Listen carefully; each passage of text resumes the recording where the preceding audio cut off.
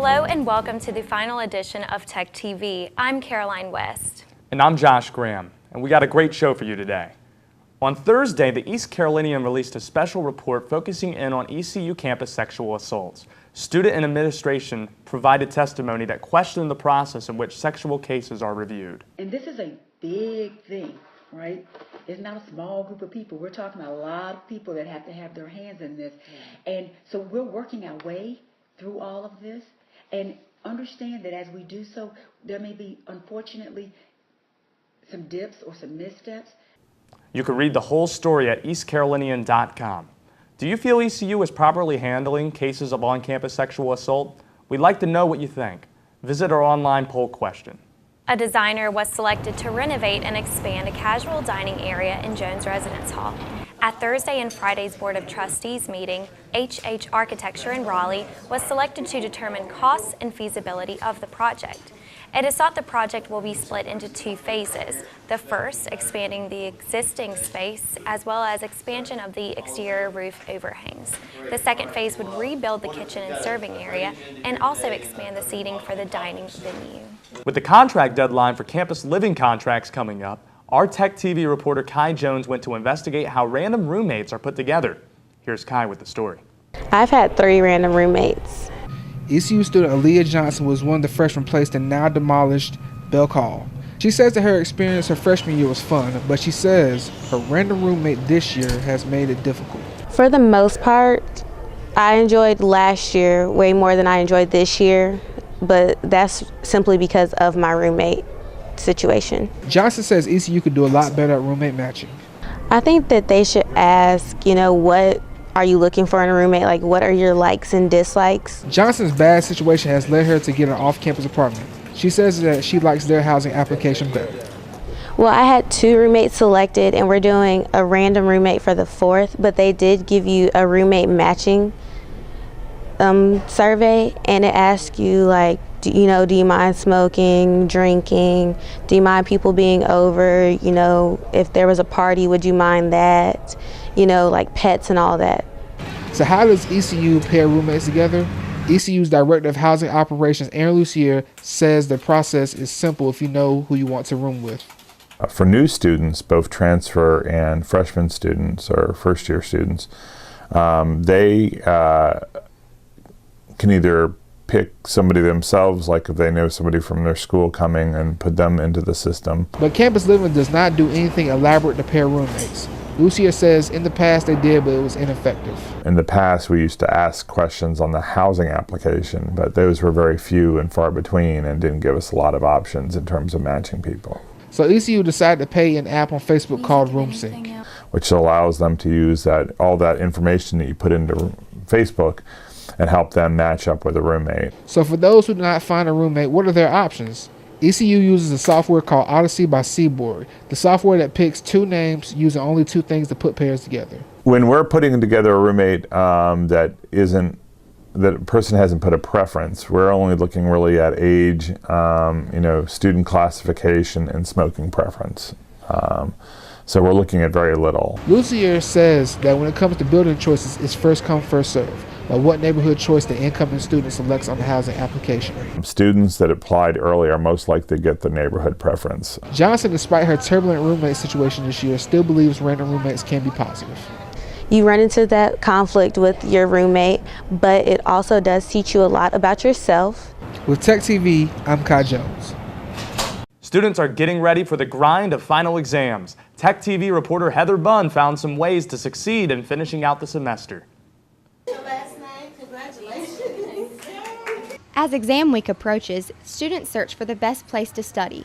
For some, Joyner Library is their first choice. At the library, I'm able to go in the small study rooms and kind of seclude myself from everyone, which is nice. I really focus and there's no distractions at all, so that's why it's my favorite. But as many know, the facility can only hold a limited number of students. The crowds in Joyner Library often leave students looking for alternative study spots. I usually study in my room or in the study rooms in my dorm. I don't really venture out to the library very much. Victoria Martin is a learning specialist at the Pirate Tutoring Center. She has many tips on preparing for exams. She says your dorm room could be distracting. The dorm room is not a good place, your residence hall room, just because you're comfortable there. There's Netflix, you have friends coming by. So unless you are someone who's very disciplined, I would stay away from the residence hall, your room in particular. Luckily, ECU has many other options of places to study, such as West End Dining Hall and Mendenhall Student Center. Also for finals week, the Pirate Tutoring Center is providing exam workshops. Martin says it's important to prioritize. And the class that's the most difficult, that's the class that you should start studying for first. Always be certain of the correct time and place of your exam. For a full exam schedule, you can come here to the Pirate Tutoring Center. The most important thing I tell students is just to relax. You know the material, and if you don't know the material, you have a study plan to know it, and so you just go in and you're confident. Exams begin April 30th and wrap up on May 7th. I'm Heather Bunn reporting for TECTV. The events at Target last weekend are described by one freshman as hectic. Well, the line started forming early outside of Target in Greenville on Sunday.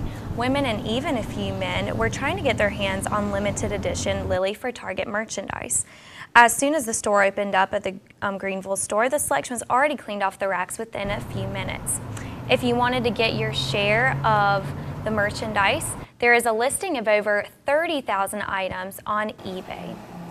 The 35th annual Barefoot on the Mall was held on Thursday. There were inflatables, food, and over 100 student organizations present at the event.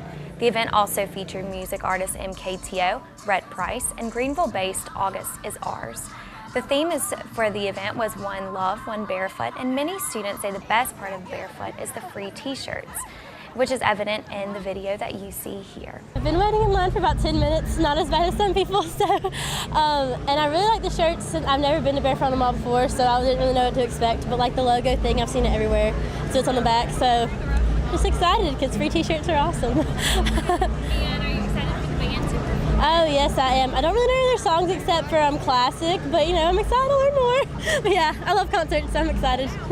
Sup Dogs isn't just known for its hot dogs, but also for its doggy jams. On Saturday, doggy jams will be held right outside the restaurant on 5th Street beginning at 3 p.m. The day consists of live music, day drinking, giveaways, food, and more. The artist headlining the event is Brian O'Boyle from the Mr. Green Jeans. DJ Kid Scene will also be performing through the day. Last year, there were performances from Lost Luggage, Dane Britt, and 3 a.m. Tokyo. On to sports now. The East Carolina baseball team held midweek games against NC State and Duke this week, and both games ended in similar fashion, with walk-off hits for the Pirates. On Tuesday, it was Kirk Morgan capping a 9th-inning rally with his game-winning hit against NC State. Then it was Luke Lowry playing the role of hero to beat the Blue Devils in extra innings on Wednesday. Cliff Godwin's Diamond Bucks have now won 6 of their last 7 games, heading into a 3-game weekend series with UCF, which begins tonight at Clark LeClaire Stadium. First pitch of that game is scheduled for 6:30 p.m. Quarterback Kurt Benkert shined in East Carolina's Purple Gold Screen game last Saturday at Downey-Ficklin Stadium. The redshirt sophomore was 11 for 17 on his throws for 125 yards, including an 11-yard touchdown pass to Isaiah Jones. Benkert led the Pirates' only 2 touchdown drives in the scrimmage, solidifying himself as the early favorite to replace Shane Carden under center. The East Carolina softball team has had a tumultuous season. Before the year, its coach Beth Keelan Randolph took a leave of absence for personal reasons, and on the field, the Pirates currently sit 21 games under 500. But you wouldn't have known that by watching ECU surprise 34-12 North Carolina with a 4-3 win on Thursday night. It was senior Andy Johnson who earned the walk-off hit that clinched the Pirates' first win over the Tar Heels since 2008. The college basketball season is over, but the debate on how to improve the game is still going on. TECTV reporter Kai Jones went and talked with the head women's basketball coach Heather Macy about what she thinks. Connecticut's women's basketball head coach Gino Auriemma made news a couple of weeks ago when he called the men's game a joke. Auriemma said the entertainment value of men's college basketball is low. Some would agree, and most of them would specifically cite the 35-second shot clock. East Carolina women's head basketball coach Heather Macy also agrees. Well, currently we're playing with a 30-second shot clock. I'm actually in favor of decreasing the shot clock. Decreasing the shot clock would speed up the pace because teams no longer would have the time to waste before getting into sets. Men's college basketball is the last nationally recognized basketball league to not have a shot clock at 30 seconds or lower. MACY says a shot clock decrease in the women's basketball game could help entertainment value. Anytime that you're increasing a scoring of a women's basketball game, one, I think it draws more fans and draws more interest to the game.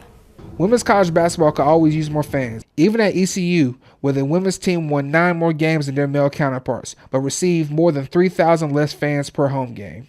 No, I think scoring's an important part for fans. I mean, obviously from a coaching perspective, we're more into the strategy behind it and how we're defending. But yeah, I mean, I think the more that the ball goes through the basket, the more the fans enjoy it, and it increases your fan base and the excitement. The men's game is currently fighting the one-and-done era, which doesn't allow for players and teams to grow together. The women's game gets the benefit of having players in the program for 4 years. It's been good for the game, and MACY says the game is becoming better. I think that women's basketball is growing. I think we're continuing to build our brand and get better and better. With TECTV, I'm Kai Jones. Thank you for tuning in to our final edition of TECTV. And Caroline, it's been some ride. It has. And Josh, I thank you for all your hard work. And you'll be finding a big boy job and out in the real world. But well, I'm going to miss TECTV. Of course, you'll be here in the fall. And we appreciate you listening this semester and watching. And we hope you'll join us in the fall as well. Thank you for tuning in to the final edition of TECTV. It ended up with 387 catches.